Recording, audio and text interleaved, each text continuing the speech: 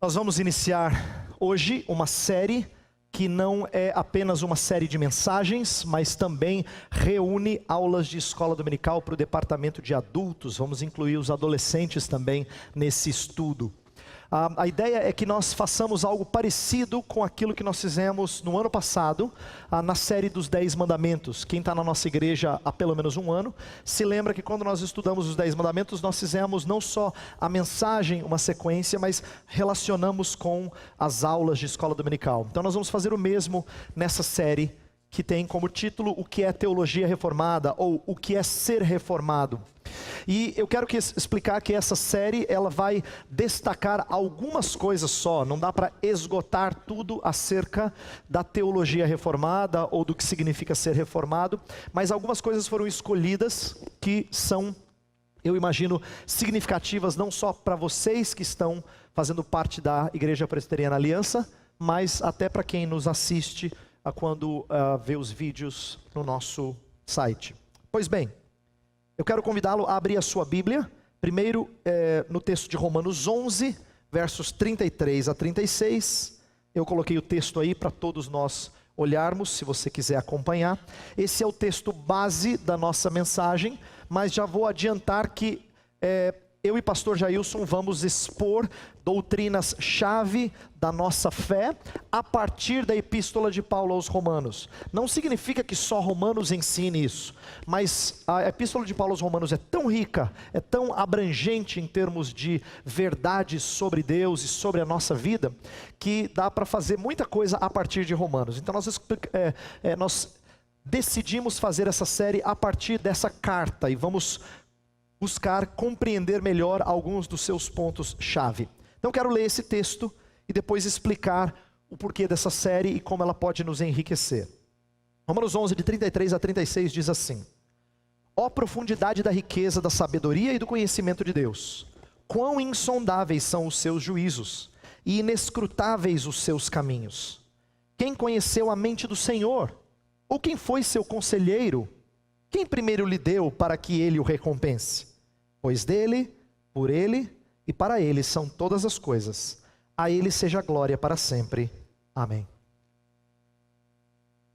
A pergunta que eu faço para nós iniciarmos é: por que essa série? Por que o pastor Eber pensou em trazer uma série sobre esse assunto de teologia reformada, ou do que significa ser reformado? Bem, existem razões diferentes, mas eu quero apresentar 3 delas. A primeira é que há um crescente interesse no Brasil e no mundo pela teologia reformada. Isso significa que as pessoas estão interessadas em ouvir sobre isso, mas às vezes elas pegam só uma porção daquilo que representa a teologia reformada, ou elas não sabem expressar adequadamente, mas a verdade é que isso tem despertado o interesse de pessoas. Para vocês terem uma ideia, em 2009 essa matéria ficou famosa.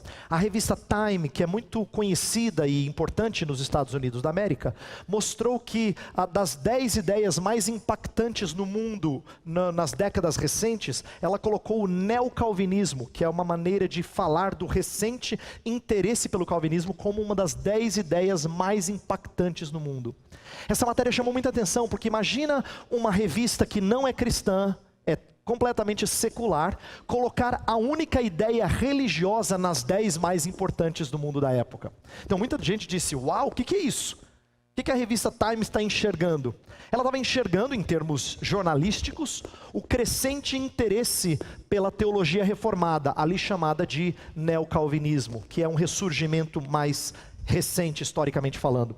Então o interesse tem surgido, mas não só lá nos Estados Unidos, em outros lugares do mundo e no Brasil também.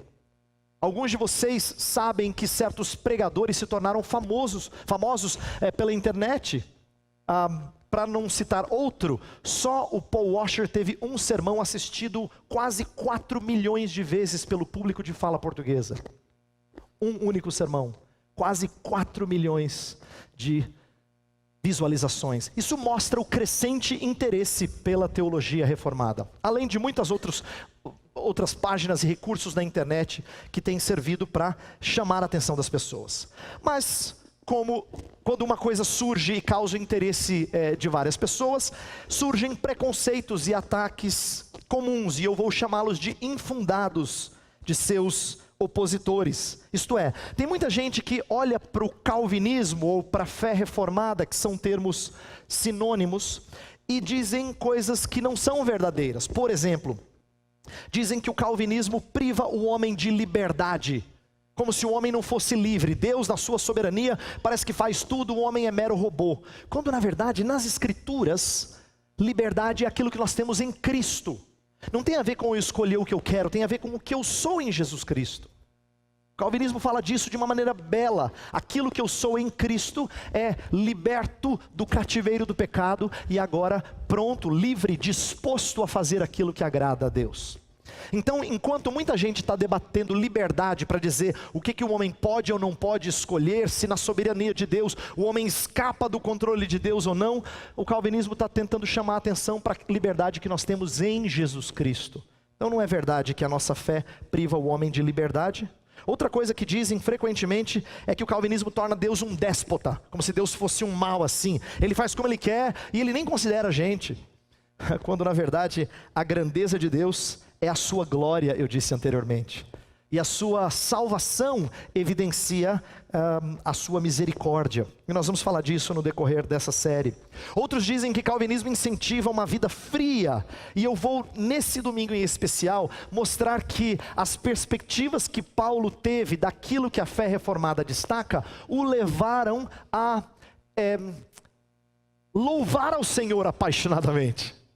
Então não é verdade que essas coisas que nós pregamos, essas verdades que nós proferimos, elas promovem frieza ou uma vida desregrada. Pelo contrário, elas promovem piedade e louvor ao Senhor.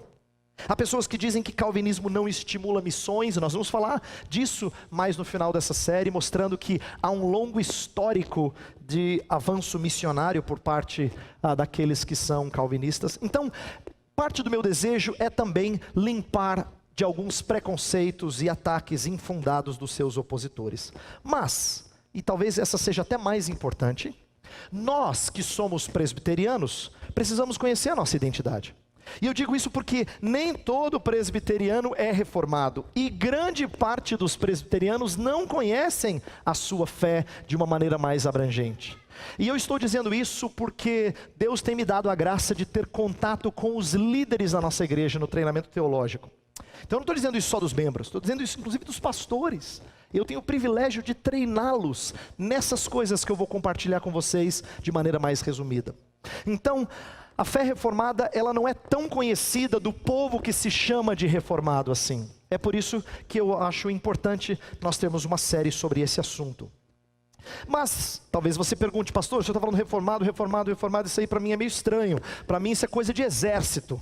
Forças Armadas, fulano é reformado. O que é isso? Não é? O que é essa ideia de teologia reformada? Então deixa eu explicar brevemente, duas considerações. A primeira é que a reforma protestante do século XVI, ela é um movimento grandioso, mas ela tem divisões, ela tem grupos. E então às vezes os historiadores falam que não houve apenas uma reforma, mas tiveram várias reformas. Em especial, eu destaco aquela que surgiu principalmente na Suíça, não só lá, mas principalmente lá, e que formou igrejas, por exemplo, as igrejas presbiterianas são herdeiras dessa influência da Suíça, que depois impactou outros lugares. O presbiterianismo em si foi originado na Escócia. Então, no século XVI, houve um despertamento para o entendimento de algumas coisas comuns. Então a gente percebe que isso brotou em vários lugares, a partir da Suíça, mas em outros lugares também. E eles acabaram escrevendo documentos de fé, isto é, confissões, catecismos. Então quando eu falo reformado, atenção, eu não estou falando que é necessariamente só ligado à reforma. Existe conexão com a reforma, mas não com toda a reforma. Tiveram várias coisas na reforma que não foram reformadas. Então reformada não é igual a que provém da reforma, não exatamente. Está ligado a isso, mas não é exatamente a mesma coisa. É um dos movimentos dentro da reforma que acabou moldando as nossas igrejas, e nós somos herdeiros disso. Bem, embora haja vários aspectos de nossa fé comuns a outros, isso a gente chama em teologia de catolicidade. não tem a ver com a igreja cuja sede é em Roma. Catolicidade significa que ela é universal, também não tem a ver com Edir Macedo, tá? Esses termos têm sido mal entendidos no nosso Brasil. Tem a ver com abrangência, ela alcança crentes de todas as regiões e de todas as épocas e de todas as raças. Então, crentes de todas as épocas e de todas as raças e de todos os lugares creem, por exemplo, em Deus Pai, Deus Filho e Deus Espírito. A chamada doutrina da Trindade. Creem que Jesus Cristo é verdadeiro Deus e verdadeiro homem, as chamadas duas naturezas de Cristo. Essas doutrinas que nós também sustentamos, elas são doutrinas que a gente chama de católicas. Então, quando eu falar da fé reformada aqui, existem muitas coisas que são comuns a outros crentes, mas eu não quero destacar tanto aquilo que é comum a outros. Eu quero focar na tradição, como ela contribuiu à teologia com alguns marcos significativos. Isto é, tem alguns distintivos da reforma e da fé reformada que eu gostaria de destacar aqui junto com o pastor Jailson, e os professores do departamento de adultos vão trabalhar isso também nas aulas de escola dominical. Então, a gente vai focar naquilo que é diferenciado e que tem sido uma contribuição para a fé cristã. Então, eu preciso limpar de alguns conceitos que às vezes nós temos, antes da gente prosseguir para aquilo que nós vamos falar. Primeiro ser reformado é mais do que propagar aquilo que provém da reforma. Eu acabei de dizer isso, mas deixa eu explicar. Frequentemente, quando você ouve assim, pastor, vai ter um culto sobre a reforma, ou no ano que vem, 2017, vai ter comemoração dos chamados 500 anos da reforma. Muita gente fala sobre isso e sabe que haverão várias comemorações. Bem, quando se fala de reforma, quase sempre se lembra dos chamados 5 solas, que são as expressões que resumem ênfases da reforma protestante. Sola Scriptura significa somente as escrituras. Sola Gratia, somente a graça de Cristo Jesus salva. Solos Christus, é somente por intermédio de Jesus Cristo que nós chegamos até Deus. Sola Fide, nós somos justificados somente pela fé e não por obras. E soli Deo Glória, somente para a glória de Deus. Atenção, esses 5 pontos, eles não deveriam ser típicos só dos reformados, mas sim de todos os evangélicos. Todos os evangélicos deveriam crer nas escrituras como autoridade única e suficiente, de que salvação é só por Cristo, pela graça, por meio da fé, para a glória de Deus. Então, quando eu falo de fé reformada, eu não vou destacar aquilo que é comum, embora alguns desses pontos sejam mais enfatizados entre os reformados, isso deveria ser comum a outros. A verdade é que nem sempre é, mas deveria ser. Então, por isso que eu estou puxando vocês para um entendimento ainda mais preciso do que significa ser reformado. É mais do que propagar aquilo que provém da reforma. É mais do que ser conservador ou tradicional. Tem gente que confunde reformado com conservador. Então eu já ouvi pastores dizendo assim, pastor, a nossa igreja é reformada, lá a gente usa manual presbiteriano. O manual presbiteriano é muito importante. Ou na nossa igreja tem sociedade interna. Ou na nossa igreja tem coral. Essas coisas que são típicas de tradição, daquilo que é conservador, não é necessariamente sinônimo de ser reformado. Em algumas igrejas pentecostais eu tenho visto muita gente chegar para mim e dizer assim, pastor, olha, a nossa igreja ela é reformada, lá é pregação expositiva. Que bom que é pregação expositiva, mas isso deveria ser normal em todas as igrejas. Mas é que está tão complicado às vezes ouvir pregação do texto sagrado. Pregação expositiva significa atentar para o texto sagrado e cada um dos seus aspectos na hora da mensagem. Às vezes é tão difícil de achar isso que eles entendem que isso é reformado, mas é mais do que isso. Envolve outras coisas além disso. Não é sinônimo de ser conservadora. Tem muita gente que é conservadora, mas que não é reformada. E, para surpresa de muitos, ser reformado é mais do que defender os 5 pontos do calvinismo. Alguns de vocês que conhecem um pouco mais de teologia, sabem que no passado, e a gente vai falar disso no decorrer da série, teve um embate muito significativo entre um grupo um grupo que depois veio a ser chamado de arminiano e aqueles que são chamados de calvinistas na área de salvação. E aí geraram os chamados 5 pontos do calvinismo. Bem, esse é um aspecto de ser reformado, mas isso envolve só a doutrina de salvação. Ser reformado tem muitas outras áreas da teologia e do saber que são englobados aqui. Então, é mais do que defender doutrina de salvação. Soteriologia é o estudo da salvação, é mais do que isso. Então eu quero tentar ilustrar o que ela envolve. Agora, quando eu dou essas definições aqui, elas são comuns, não pense que isso aqui eu estou cunhando um espantalho, alguém que não existe. Não, isso é o que as pessoas às vezes dizem. Elas têm alguma verdade. Por exemplo, quando alguém fala assim, que ser reformado é aquilo que provém da reforma, ela está fazendo uma conexão histórica, isso é bom. Quando ela diz que ser reformado é ser tradicional, ela diz que o reformado não tem receio de preservar tradições, isso é bom. Ser reformado é defender os 5 pontos, ela está querendo dizer que o reformado ele zela pela glória do amor soberano de Deus, é verdade. Mas elas por si só são reducionistas. Elas são definições que não conseguem expressar toda a riqueza da tradição. Por isso que eu gostaria de gastar tempo com você, eu, pastor Jailson e os professores da escola dominical, tentando expandir um pouco mais do entendimento dessa tradição. Então, hoje nós vamos começar com o primeiro distintivo, o primeiro marco significativo da fé reformada. Há quem diga que a soberania de Deus é o âmago do calvinismo doutrinário. Alguns autores falam isso. Eu diria uma coisa um pouquinho diferente, está relacionada com isso, mas um pouquinho diferente. Eu diria que uma visão correta de Deus molda o nosso entendimento do resto. Isto é, se você entender Deus um pouco equivocadamente, certamente tudo que vem a partir daí é estragado, é influenciado negativamente. Eu gosto da ilustração que o C.S. Lewis usava. Ele dizia assim: eu creio em Deus assim como eu creio no sol, não só porque eu vejo que há sol, mas com ele eu vejo tudo mais.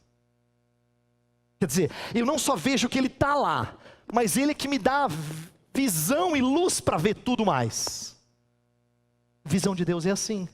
Quando a gente enxerga Deus de um jeito, tudo mais na nossa vida é impactado pela perspectiva que a gente tem de Deus.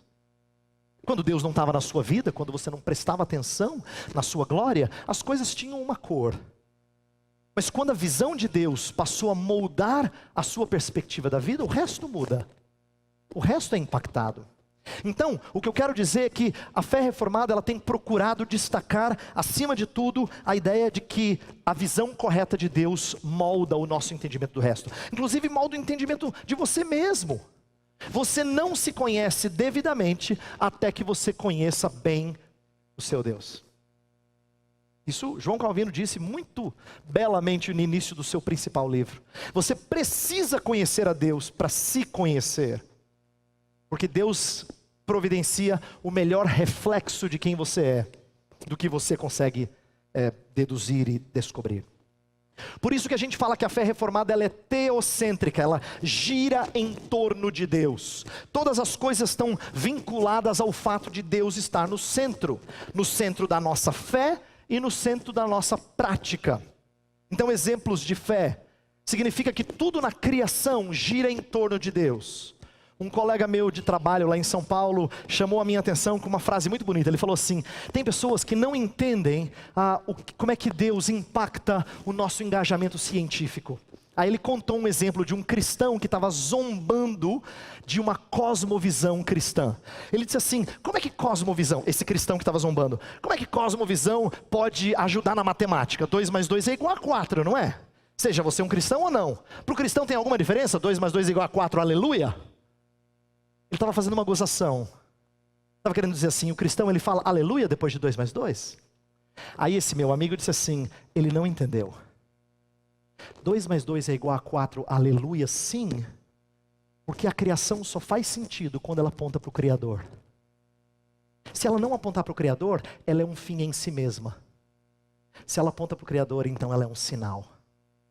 E todas as coisas devem ser estudadas à medida que elas apontam para o Criador. Ninguém para na placa de trânsito e fala assim, nossa que interessante, né? Olha que bonito. Não, placa de trânsito não serve para isso. Ele não serve para ser admirado e você ficar lá. Ele serve para te guiar para aquilo que vem adiante. É um sinal que aponta para algo a mais, algo mais importante. Todas as coisas da criação são assim. elas são sinais que apontam para a grandeza e a teocentricidade de Deus. Então, o que eu quero destacar aqui é que a fé reformada, ela é uma fé que gira em torno de Deus. Não só na criação, mas também no entendimento de salvação. O que a gente vai ver aqui mais de uma vez é de como Deus está no centro da nossa salvação. Salvação não é uma coisa que a gente faz assim, eu e Deus vamos entrar numa parceria, eu faço uma partezinha, ele faz uma partezona, e aí a gente termina e eu sou salvo. Mas a fé reformada, ela zela por mostrar como é que Deus está por detrás de todas as nossas coisas. Mesmo com a prática. Nós vamos falar aqui sobre culto mais adiante. Todo o nosso culto precisa girar em torno de Deus. Então eu vou dar exemplos. Você não está aqui porque você teve uma grande ideia. Isso aqui é a ideia de Deus. Você não está aqui por iniciativa própria. Você está aqui porque Deus te atraiu. Você não adora ao Senhor porque esse é o seu presente para Ele. Não, é que adorar ao Senhor faz bem a você. Deus está no centro de tudo. E tudo que é feito neste lugar é moldado pela grandeza e pela sua glória. Essa é a teocentricidade do culto. Mesma coisa com o trabalho. Aqueles de vocês que estão na aliança há mais tempo sabem que naquela série que a gente falou sobre fé e trabalho, a ideia era pensar em todas as nossas atividades rotineiras à luz daquilo que nós cremos, da visão que a gente tem de Deus. E o reformado tem zelo por isso, por pensar em como não só a vida eclesiástica, mas todo o resto da nossa vida, família, casamento, filhos, lazer e trabalho, giram em torno de Deus. Essa é a teocentricidade da teologia reformada. Inclusive, R.C. Sproul, que é autor do livro que nós vamos estudar na escola dominical, ele tem uma frase muito interessante. Olha só o que ele diz. Conquanto a doutrina reformada de Deus não seja tão diferente assim daquela de outros corpos confessionais, a maneira em que essa doutrina funciona na teologia reformada é singular. A teologia reformada aplica a doutrina de Deus inflexivelmente a todas as outras doutrinas, tornando-a o principal fator de controle em toda a teologia. O que ele está dizendo é assim: se nós falamos que nós queremos um Deus soberano, nós não somos os únicos a falar isso.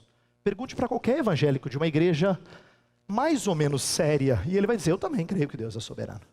Se você falar assim, não, mas eu creio que Deus ele é imutável, ele vai falar assim: eu também creio que Deus é imutável.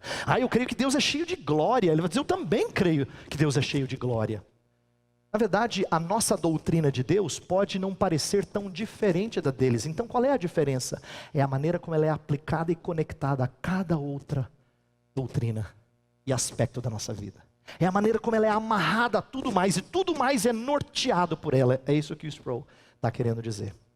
Então por isso eu gostaria de enxergar essas coisas a partir da epístola de Paulo aos Romanos. E eu quero fazer o seguinte: antes de nós chegarmos no nosso texto-chave, eu quero explicar como é que Romanos, ele conta uma história só, grandiosa, e que vai refletir a grandeza desse Deus, para depois Paulo falar de como ele admira essa grandeza de Deus. Veja só. Eu vou pedir para você acompanhar na sua Bíblia, mas talvez seja difícil você acompanhar num ritmo rápido.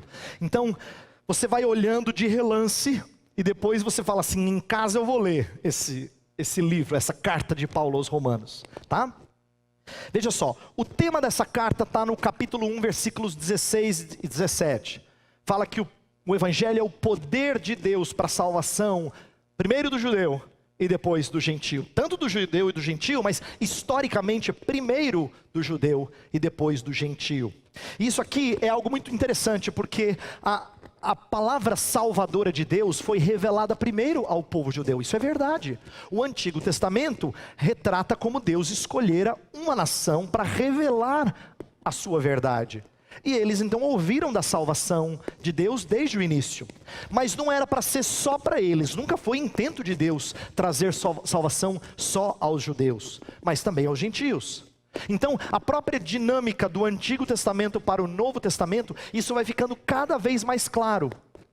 Deus já tinha dito no Antigo Testamento que Ele queria abençoar todas as famílias da terra em Abraão. E os profetas vão falar que Israel deveria ser luz para os gentios. Mas isso vai ficando mais claro no Novo Testamento à medida que Jesus serve primordialmente Israel, mas Ele envia os seus apóstolos para os gentios.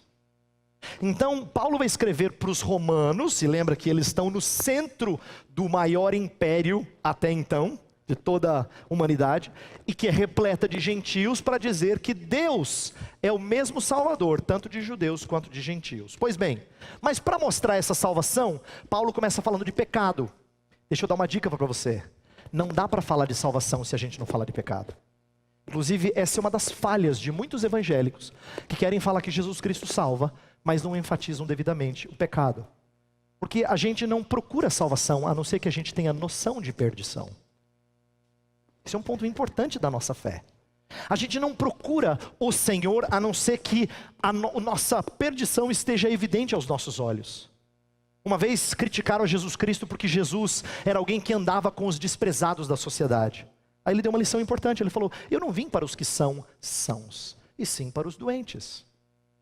Por que Jesus Cristo disse isso?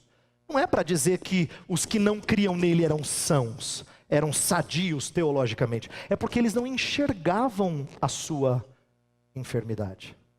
Eles se julgavam sãos. Jesus falou: eu não vim para vocês. Eu vim para quem reconhece que necessita de mim. Isso é verdade. Crer em Jesus Cristo significa prostrar-se diante dele, reconhecer a sua grandeza e a nossa necessidade dele. Então, se você não tiver noção muito clara de quão perdido você está, você não vai buscar Jesus, nunca, nunca. Ele só é buscado quando a gente reconhece quão perdidos nós somos. Então, por isso que Paulo começa falando da perdição dos gentios. A gente vai estudar esse texto mais adiante, de Romanos 1, dos versos 18 até o 32. Ele fala assim: os gentios se perderam. E vai falar de várias coisas que são comuns entre gentios. De promiscuidade, inclusive envolve pecados como a homossexualidade, para mostrar que eles se perderam nos seus referenciais. Mas imagine que judeus, só supondo aqui, judeus estivessem lendo essa carta. Ao final do capítulo 1 eles diriam assim: muito bem, Paulo, excelente a sua exposição. Essa turma aí, esses gentios, eles precisam entender quão perdidos eles estão. Só que aí Paulo vira a mesa. Ele vai mostrar assim: mas vocês também estão perdidos. Vocês acham que isso é só para os outros? Isso também é para vocês. Aí ele vai mostrar quão perdidos estão os judeus, que mesmo tendo recebido a palavra de Deus, os profetas, toda a revelação de Deus, eles estão desnorteados, buscaram outro caminho, não creram no Senhor Jesus. Por isso que a conclusão dele, num dos textos mais conhecidos de Romanos, é: todos pecaram. Todos pecaram. Tanto gentios quanto judeus. Então, Paulo gasta quase 3 capítulos da sua carta, que em outros lugares seria o tamanho de uma carta só, falando de perdição, falando de quão perdidos eles estão, para depois apontar para Jesus Cristo. É aí que ele apresenta a chamada doutrina da justificação. Mas na verdade ele está tratando de várias outras coisas da obra salvadora de Deus, e destaca a doutrina da justificação. Isto é, de que agora os homens precisam ir para Cristo e encontrar em Cristo somente a justificação por meio da fé. Agora, o que é bonito dessa passagem é a seguinte: se os homens são perdidos porque os homens ofendem a Deus, será que Deus faz de conta que não vê? E Paulo vai mostrar que não. Deus nunca pode inocentar o culpado. Inocentar o culpado seria Deus ser considerado um tolo, um frouxo em termos de aplicação da lei. Por isso que uma das coisas mais bonitas que o apóstolo Paulo apresenta no final do capítulo 3, no começo dessa sessão, é mostrar que Deus tem que encontrar um jeito de ser justo, isto é, de punir pecado, mas ser justificador, isto é, de salvar pessoas. E só tem um jeito dele ser justo e justificador, em Jesus Cristo. Então, o nosso Deus não deixa nenhuma das suas virtudes de lado. Ele mostra todas elas na pessoa do seu Filho Jesus Cristo. A partir do capítulo 6 até o final do capítulo 8, 6, 7 e 8, Paulo vai mostrar como a vida cristã, ela tem lutas, ela tem dificuldades, mas ela é uma vida de triunfo. Em Cristo nós somos mais do que vencedores. Essa é a primeira parte da carta de Paulo aos Romanos, do capítulo 1 até o capítulo 8. Aí diante disso, você termina assim com aquele capítulo 8 tão cheio de triunfo, né? Nada pode nos separar do amor de Deus que está em Cristo nós somos mais do que vencedores. Você já imagina assim que a gente vai sair soltando fogos de tanta alegria. Mas a reação do apóstolo Paulo logo em seguida é surpreendente. Por quê? Ele começa a pensar no seu próprio povo. ele lamenta que o seu próprio povo ainda está perdido. Ele fala assim, olha, se eu pudesse, eu me consideraria maldito de Deus, para que eles fossem benditos de Deus. Eles receberam toda a revelação. Imagina, Jesus Cristo veio deles. Em termos de nascimento humano, Jesus Cristo é um judeu. Eles receberam os profetas, as escrituras, o próprio Cristo, e eles estão perdidos. Aí a pergunta que ele faz é uma pergunta chave. Será que Deus falhou com os judeus? Deus não tinha prometido salvá-los? Deus não tinha prometido estar com eles e perdoá-los dos seus pecados? O que Israel fez de errado? Lá desse capítulo 9 mais adiante na nossa série. Ele vai mostrar como Deus é soberano para ser misericordioso de quem Ele quer ter misericórdia. Ele fala, eu terei misericórdia de quem eu quiser ter misericórdia. E isso não é injustiça, porque misericórdia não é algo que você merece. Misericórdia é algo que expressa e mostra a sua miséria. Ninguém que é miserável merece nada. Então tratar com misericórdia é uma graça, uma benignidade de Deus, não necessariamente um cumprimento de dever. Mas mais adiante ele vai mostrar como Israel falhou. Israel não confiou no Senhor Deus.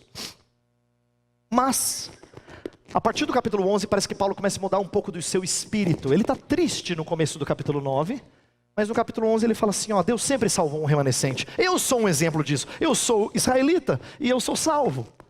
Não é? Ele era um judeu. E ele havia sido encontrado pela salvação de Jesus. Mas não só isso, Deus sempre, no decorrer da história, sempre salvou um remanescente. Ele conta a história, por exemplo, de Elias. Elias era um profeta que estava vivendo no reino de Israel, numa época muito má. E ele falou assim para Deus, Senhor, só eu que te adoro? Essa nação inteira abandonou o Senhor. Aí Deus revela para ele, nada disso. Há 7.000 joelhos que não se dobraram a falsos deuses, a Baal. Elias então aprende que Deus sempre tem um remanescente fiel. Deus sempre tem cuidado de salvar, ainda que uma porção pequena do seu povo. E nesse caso, dos israelitas. Mas ele vai dizer agora uma coisa mais extraordinária, caminhando para próximo do nosso texto. Ele vai dizer que a incredulidade dos judeus conduziu à salvação dos gentios. Parece estranho isso, mas presta atenção no argumento de Paulo. Ele vai dizer assim, olha, quando os judeus foram descrentes, o evangelho foi para os gentios e Deus salvou muitos gentios. Então, olha como é que Deus usa métodos que nós não imaginamos. Ele usou a incredulidade dos judeus para chegar até a quem não é judeu. Os gentios eram os povos que não eram judeus. Ele usou a incredulidade dos judeus para chegar até os gentios. Então, essa é uma maneira em que Paulo está tentando mostrar o controle e a grandeza de Deus. Mas agora, para chegar naquele momento mais bonito assim da sinfonia, no momento em que todos os instrumentos vão tocar com toda a força e você vai até arrepiar de tão majestoso, é quando ele fala assim, eu pasmo que depois que os gentios alcançarem a sua plenitude, Deus vai salvar judeus. Ele diz assim, ó, que no controle de Deus da história, tão extraordinário, Deus não só usa a rejeição de Jesus por parte dos judeus para alcançar os gentios, e a gente vê isso no Novo Testamento muito claramente, o Paulo sendo um apóstolo enviado para os gentios, porque os judeus desprezaram a Jesus, mas ao longo da história, Deus vai completar o número de gentios. E aí Paulo diz no finalzinho do capítulo 11, que os gentios, quando chegarem na sua plenitude, eles provocarão ciúmes em Israel, e todo Israel será salvo. E essa nos parece ser uma promessa de que Deus não vai abandonar o povo judeu. Não significa que todo judeu sem exceção é salvo, mas de que Deus vai se voltar misericordiosamente para os judeus também, usando agora a plenitude dos gentios. Então, olha como é que Deus é espantoso, é isso que Paulo vai concluir. Deus usa a incredulidade de uns para salvar outros, e usa a salvação de outros para causar interesse em uns. Ele faz o que ele quer. Ele controla as coisas de tal forma que ele usa a incredulidade de uns para salvar. Inclusive você é capaz de dizer isso: olha pastor, lá na minha família teve pessoas que rejeitaram Jesus Cristo. Mas sabe que Deus usou isso de tal maneira que a incredulidade daquele, parece que Deus usou de tal forma que salvou outros. É verdade, Deus faz isso. Mas alguém pode contar uma história diferente. Você diz: pastor, você acredita que na minha família, quando Deus salvou uns, Ele usou isso para salvar outros? É verdade, Deus faz isso também. O controle dele faz usar métodos diferentes. Então no final dessa história, Paulo está pasmo. Pasmo, sabe por quê? Ele começou o relato no capítulo 9 triste. Mas aí ele tem a perspectiva dessas coisas dizendo: peraí, isso é a glória de Deus. Ele controla todas as coisas, Ele é soberano, mas não para minha tristeza, mas para minha alegria. Ele consegue usar o pecado de uns para levar o evangelho a outros, e a salvação desses outros para alcançar os primeiros que rejeitaram. Deus é tremendo. Aí vem um hino de louvor.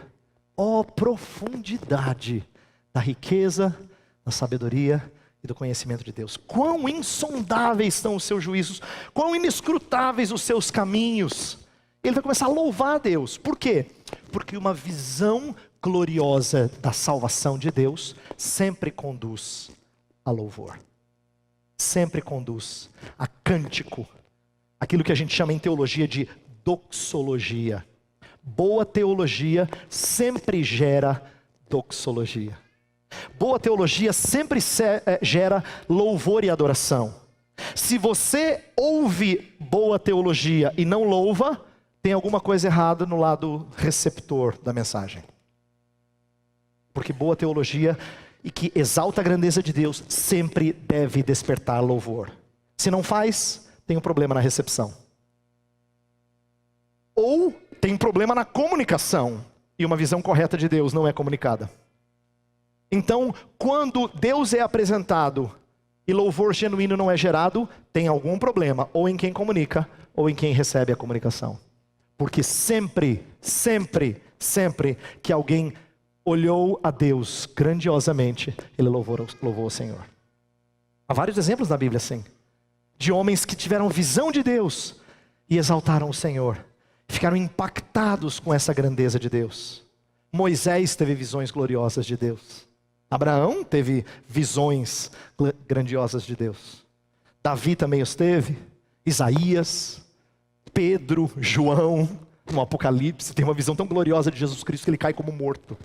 Todo mundo que tem uma visão gloriosa de Deus canta louvores. E eu quero terminar mostrando a beleza desse cântico, que agora nós vamos entrar no nosso texto. Esse cântico, ele é escrito de forma tão poética, tão bela, que Paulo faz aqui algo de propósito. É como se ele estivesse escrevendo um hino para você guardar.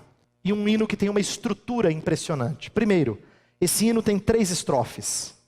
Uma estrofe em que ele fala da profundidade, da riqueza, da sabedoria, do conhecimento de Deus. Depois, perguntas que são tiradas do Antigo Testamento. E depois uma conclusão. 3 estrofes, por assim dizer. Depois das 3 estrofes, que é a primeira estrofe é versículo 33, a segunda 34, 35 e a terceira estrofe, verso 36, ele vai mostrar 3 qualidades profundas em Deus. Olha só, a maioria dos exegetas diz que riqueza, aqui no verso 33, não funciona como um adjetivo. Não é riqueza da sabedoria ou riqueza do conhecimento. Riqueza é uma qualidade em Deus. Porque no capítulo 11, verso 12, você pode olhar para esse texto, Paulo usa a palavra riqueza de uma maneira sozinha. Ela é um substantivo, não é um adjetivo aqui. Ele quer falar das bênçãos de Deus, dos recursos de Deus, da maneira como Deus salva belamente tanto judeus como gentios. Olha o versículo 12, Romanos 11, 12. Mas se a transgressão deles significa riqueza para o mundo, é dessa riqueza que ele está falando. E o seu fracasso, riqueza para os gentios, quanto mais significará a sua plenitude. Então a riqueza de Deus é um primeiro atributo. A sabedoria de Deus é outro atributo. A sabedoria de Deus diz respeito à maneira como Deus conduz a história. Lembra que ele usou o pecado de uns para salvar outros e a salvação de uns para alcançar aqueles primeiros? Essa sabedoria de Deus e o conhecimento dele é o seu relacionamento amoroso com os homens. A vida eterna é conhecer ao Pai e o seu único Filho, disse Jesus lá em em João 17. Mas não só 3 qualidades profundas. O que me impressionou nesse estudo foi perceber que as perguntas que aparecem no versículo 34 e 35 têm relação com as 3 qualidades. Só que agora em ordem inversa, por isso que eu coloquei em cores para você entender. Olha só, a primeira pergunta do versículo 34. Quem conheceu a mente do Senhor? Tem a ver com conhecimento. Por isso que eu coloquei em vermelho ali. Segunda pergunta. Ou quem foi seu conselheiro? Tem a ver com sabedoria. Por isso que eu coloquei os 2 em verde. Ou quem primeiro lhe deu para que ele o recompense? Tem a ver com riqueza. Ele tira 2 textos do Antigo Testamento para fazer a combinação com as 3 virtudes de Deus que ele está exaltando. E para fechar, o que é mais fácil de perceber, é como Deus é tratado como fonte, dele são todas as coisas, como sustento, por ele são todas as coisas, e como alvo e objetivo de toda a nossa vida, para ele são todas as coisas. Sempre tríades, sempre 3. Talvez seja a maneira do apóstolo Paulo nos chamar a atenção para a glória do Deus triuno. 3. Louve ao Senhor Deus triuno, de maneira belamente construída. Diante dessa beleza de estrutura, eu quero sintetizar e fazer algumas aplicações, muito breves. Primeiro, esse primeiro ponto, essa primeira mensagem nos ensina que ser reformado é ter uma visão majestosa de Deus. Isso é muito importante. Se alguém perguntasse assim, como é que você resumiria reformado ou teologia reformada? Eu acho que você tem que começar por aí. Ser reformado é ter uma visão majestosa de Deus. É Deus cada vez maior na minha perspectiva, na minha vida. Antes eu achava que Deus era grande, mas agora eu acho que Ele é muito grande. Lembra, é o aprendizado de Jó. Jó já era crente. Mas ele cresceu no entendimento de Deus. Ele fala no final do seu livro, depois de todo o seu sofrimento e das revelações de Deus, ele fala: eu te conhecia só de ouvir falar, mas hoje os meus olhos te veem. Isto é, hoje eu vejo o tamanho da sua grandeza muito melhor. E existe uma síntese ética, e eu quero passar para ela como ponto final. Ser reformado, portanto, já que Deus é tão grandioso, é viver para glorificar a Deus e gozá-lo para sempre. Esse é o resumo da vida cristã, conforme a primeira pergunta do breve catecismo de Westminster. Qual é o fim principal do homem? O fim principal do homem é glorificar a Deus e gozá-lo para sempre. É por isso que na aula que vai seguir essa mensagem, nosso irmão Paulo Ortiz vai falar sobre uma vida voltada para a glória de Deus. E eu quero só iniciar isso para que a gente entenda o impacto da visão majestosa de Deus. E depois nós vamos terminar e aprender mais disso na hora da aula. Os reformados falavam muito de como toda a nossa vida é vivida diante de Deus. Coram Deo é uma expressão latina que significa perante Deus, diante de Deus. Você nunca vive a parte dele. Ele nunca fala assim: olha, nessa parte de igreja aí, ó, presta atenção em mim, hein? Mas o trabalho você foca no chefe. Não é assim. Deus não fala que parte da nossa vida é diante dele e parte da nossa vida é diante de outros. Toda a nossa vida é perante Deus. Então, o que isso significa? Eu quero só ilustrar com 3 pontos. Primeiro, por que nós buscamos conhecê-lo? Por que a gente estuda ele cada vez mais? Por que a gente tem escola bíblica dominical e foca em ler bons livros? Por que nós cultuamos a Deus e fazemos questão de que você esteja presente aqui todo domingo? É porque essa é a maneira de nós santificarmos o seu nome. Lembra que Jesus ensinou a gente a orar? Santificado seja o teu nome. Você quer santificar a Deus? Você quer colocar o nome de Deus como sendo distinto de todos os outros? Você tem que focar em conhecê-lo.